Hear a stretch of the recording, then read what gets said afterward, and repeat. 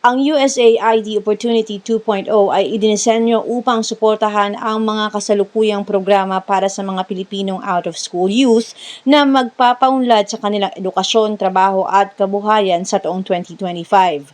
5 taon ang programang ito sa pangunguna ng US-based Education Development Center sa tulong ng Department of Education, DepEd, at TESDA o Technical Education and Skills Development Authority. Kasama ang Pasig City sa 15 lungsod na napili para sa programa at nitong ika-17 ng Marso upang mapagtibay sa lungsod ay idinaos ang Memorandum of Understanding signing ceremony sa Pasig Central Elementary School. Dumating si Mayor Vico Soto, USID Opportunity 2.0 Chief of Party Dr. David Hall, mga konsehal na sila Cory Raimundo, Simon Romulo Tantoco at King Cruz, Schools Division Office Pasig City Superintendent Evalo Agustin, Pasig City Youth Development Alliance members at stakeholders.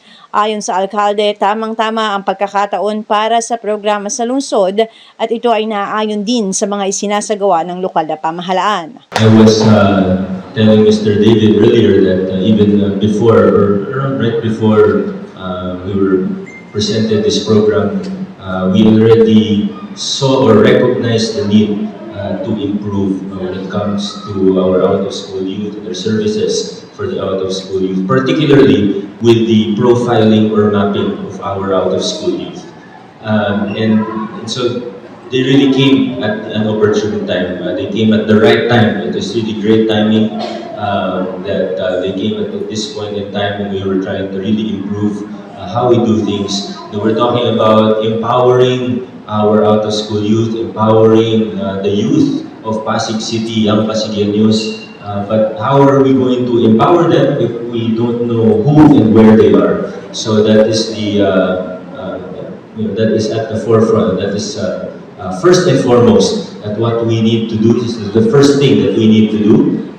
We need to be able to map, profile our out-of-school youth, and recently we've been talking to our barangay governments. We've been talking to our Sangguniang Kabataan, 30 of them, and we've been talking to our schools division office, Ma'am Evelu, and how we can do this, how we can really go to the all areas of Pasig City, yung kaduluduluhan, kasulog-sulugan ng Pasig City. We need to find these out-of-school youth in order for us to empower them. And we really appreciate this program, and we also appreciate, of course, our counselors with us who have been champions of this program, Councilor Kim, Councilor Cory, and also Councilor Simon.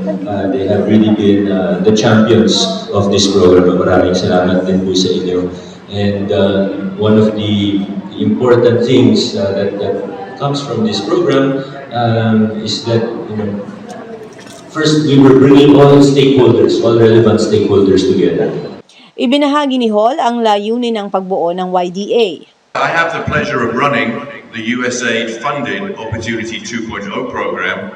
It's a 5-year program. We started in March 2020, just when COVID started. That was an exciting time.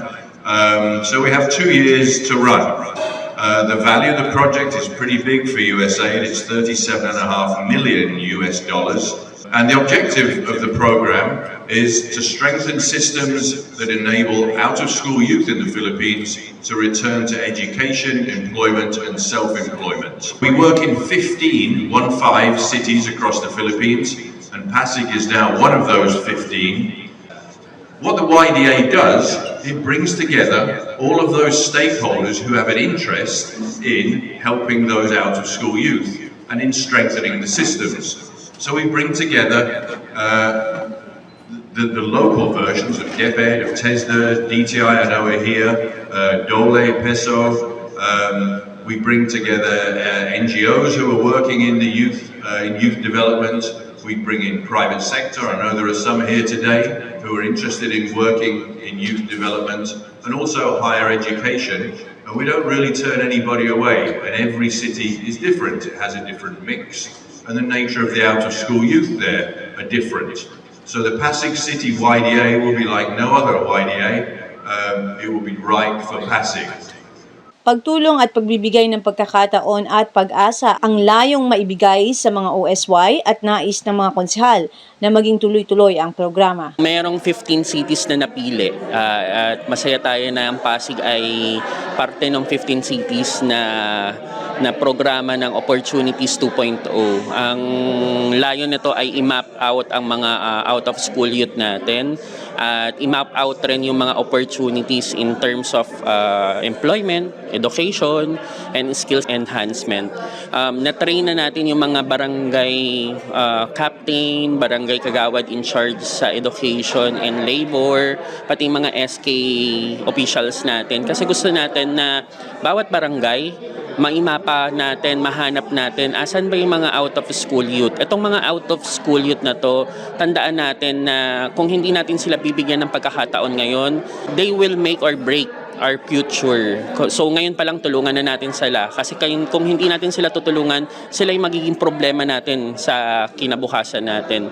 So yun yung layon nitong programang to at I'm happy na nandito nagsama-sama. It's a multi-stakeholder approach kung saan nandiyan yung mga private companies, nandiyan yung national government agency, local government offices, and even yung mga PIAP. Sila kasi talaga yung mga out-of-school youth na group ng DSWD. So, very positive ako sa program na to at hopefully, ma-roll out natin ng tuloy-tuloy. Dahil by end of this year, meron tayong hahanapin na Zero OSY Barangay Awards. Paparangalan natin yung mga barangay na nag-i-implement na to ng maayos. As of now, meron initial na 4 million based dun sa census. Sa Pasig, wala pa talaga tayong pinakadatos ng OSY. Meron tayo na-extract sa CBMS around 400,000 pero hindi pa ito talaga yung kinakapture natin. With the help of DILG, nakapag-come up tayo ng isang unified survey questionnaire. Kasi yun yung importante, dapat iisa lang yung questionnaire na ginagamit natin. Ito yung KK, Kalipunan ng Kabataan, yun yung ginamit nating questionnaire.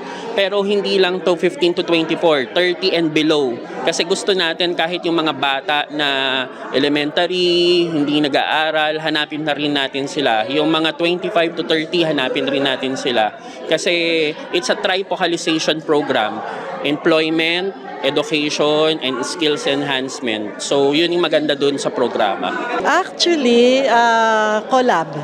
Education, employment, industry. I hope you will participate and will be so excited to and interested in this project. Kasi bihira ito eh. Kasi usually, when we have projects or programs, focus lang sa isang sector. But what we're thinking here sa Opportunities 2.0, yes, we train them, we give them learning, pero ang importante, yung kanilang connect for employment. Kasi yun naman talaga yung ating, not penultimate, but one of our major objectives in life. Ano? So pag nag-OSY ka kasi, parang nawawala na yung, humihina yung chance na yun, na ikaw ay makapasok sa income generating or employment activities. So we would like to strengthen that joint. No? Kaya parang this is an alliance. The youth who will be the recipients should also be acting for themselves. Tapos here we are, education training at saka yung work and employment who are also making alliances among themselves with the common objective na we will be servicing the needs of these young people who are now out of school. I'm sure that here in Pasig, kasi hindi naman masyado marami yung out of school, no? Once we get the hang of it and we're getting the achievement of objectives na sila ay makapasok sa mas magagandang employment kasi sila ay mas handa, no? Tapos sasaluhin naman sila ng mga industries and establishments. So I think if you ask me, once we see successes in this, then we will expand to other kinds of youth. USAID, thank you so much. You've been very generous in helping the Philippines in many of our development efforts, particularly when there are inadequacies. So here in Pasig, we would like to express our deep gratitude for the kindness and generosity that you're extending towards Philippine development. Thank you. We're here to support our other two fellow councilors. Nandiyan po si Councilor Raimundo and Councilor Ken Cruz. Basically, on our end, pagdating naman po sa mga ganitong bagay, if there's any ordinance or resolution na pwede po naming i-file to further support programs like this, that's the main function of the legislative body. So, yun. Happy to be with everyone, and of course, to USAID. Kasi like I've reiterated po during sa Photon MOA signing, itong mga organizations, itong mga private partners natin, NGOs, etc., they always have the option and the discretion to divert their resources in different cities. There's more than 1,000 cities here in the country, but nakakatuwa and we're very lucky na nasa top of mind nila palagi ang lungsod ng Pasig. And we believe this is because of the reputation that our mayor has built, and we hope to further protect that. Ako si Luan Peñano para sa latest ng iNews Pasig.